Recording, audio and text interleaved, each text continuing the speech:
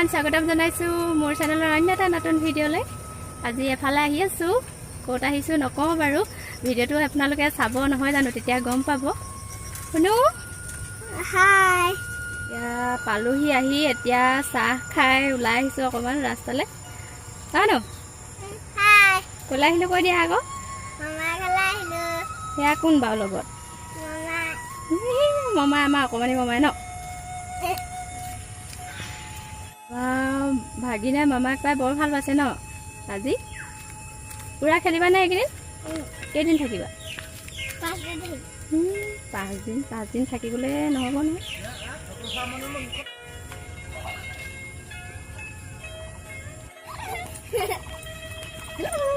মোৰ মাৰ ঘৰখন আজি আপোনালোকক দেখুৱাই দিলোঁ।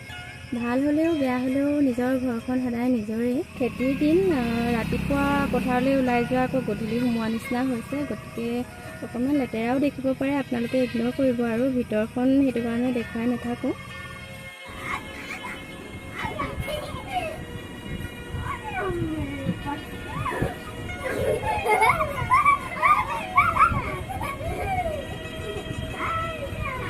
Everyone good morning. আজি মাৰ ঘৰত নেক্সট ডে'।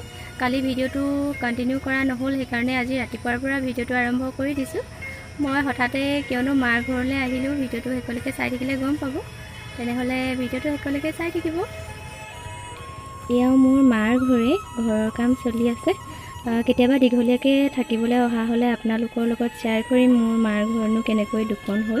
এতিয়া আচলতে আহিছিলোঁ মাৰ ঘৰত ভুই, সেইটো কাৰণে ভাবিলোঁ তাকো আপোনালোকৰ লগত অকণমান শ্বেয়াৰ কৰোঁ। মুক্তিখন নাই দেখুৱা হ'বি।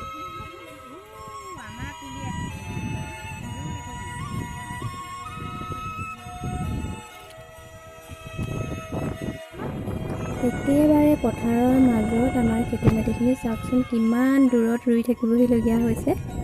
আৰু একেবাৰে প্ৰায় 7-8 বছৰৰ পাছতহে মানে মাৰ ঘৰৰ পথাৰখনত ভৰি দিবলৈ পাইছোঁ। একেখিনি সময়তে যিহেতু খেতি হয়, ঘৰৰ কামখিনি এৰি মাৰ ঘৰলৈ যাবও নোৱাৰি। এইবাৰ সময় সুবিধা মিলাত আহিম।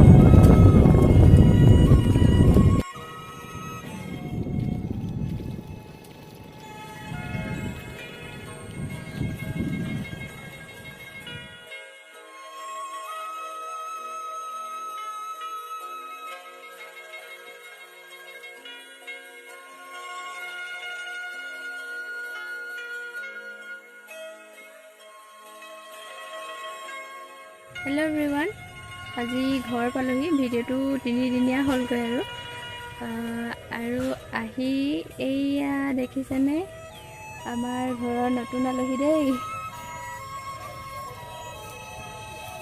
দেখি মনটো একেবাৰে ভাল লাগি গৈছে, একদম টিকলিকেইটা দেখি।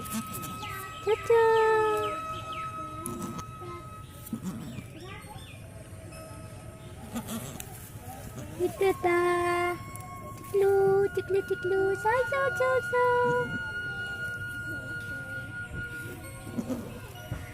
আৰু বিশেষ একো দেখুৱাই থাকিবলৈ নহ'ল, যিহেতু কামৰ দিন। মা দেউতাহঁতকো দেখুৱাবলৈ তেনেকৈ সময় নহ'লে, পিছত কেতিয়াবা গ'লে আপোনালোকক মা দেউতাহঁতক দেখুৱাম। খুব গৰম পৰিছে, ভাবিলোঁ অলপ নেমু চৰবতকে বনাওঁ আৰু মোৰ স্পেচিয়েল নেমু চৰবত গিলাচ আপোনালোকৰ লগত শ্বেয়াৰ কৰোঁ। পানীখিনিত এয়া তুলসী পাতৰ আগ আৰু পাত ছিঙি আনিছিলোঁ। এতিয়া 10-15 মিনিটমানৰ কাৰণে এইখিনি মই চৰবত বনাবলগীয়া পানীখিনিত দি থৈ দিম। চৰবত বনাওঁতে এনেদৰে তুলসী পাত ব্যৱহাৰ কৰিলে তুলসী পাতৰ ফ্লেভাৰটো পানীখিনিত সোমাই যায় আৰু পানীখিনি বহুত শীতল হৈ যায়। ফ্ৰিজৰ নিচিনা নহ'ব পাৰে, কিন্তু দেহা শীতল পেলাব পৰাকৈ যথেষ্ট ঠাণ্ডা হৈ যায়। চেকনিখন দি এতিয়া নেমুৰ ৰসখিনি চেপি ল'ম। এতিয়া 2টা নেমু লৈছোঁ। এনেদৰে চেকনিখন দি ল'লে আকৌ এবাৰ চেকি লোৱাৰ প্ৰয়োজনেই নাই, গুটি থাকিলেও ইয়াতে থাকি যাব।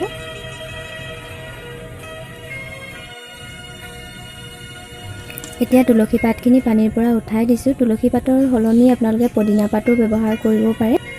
এতিয়া ইয়াত মই প্ৰয়োজন অনুসৰি নিমখ আৰু চেনি ব্যৱহাৰ কৰিম।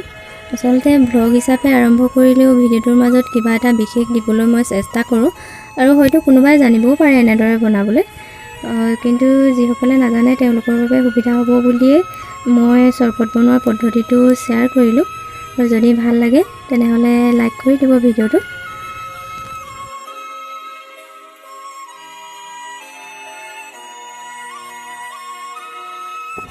চৰবত বনাই হৈছিলে, তেনেকুৱাতে ওলালেহি নবৌ। ভালেই হ'ল আৰু এতিয়া ক'ব নবৌয়ে খাই চৰবত কেনেকুৱা হৈছে। মস্তি মস্তি। আজি বহুত গৰম পৰিছে, গৰমত অৱস্থা বেয়া হৈ গৈছে আৰু আজি ভিডিঅ'টো ইমানতে সামৰি পেলাওঁ বুলি ভাবিছোঁ। আকৌ লগ পাম নতুন এটি ভিডিঅ'ৰ সৈতে, তেতিয়ালৈ বাই বাই। Bye bye.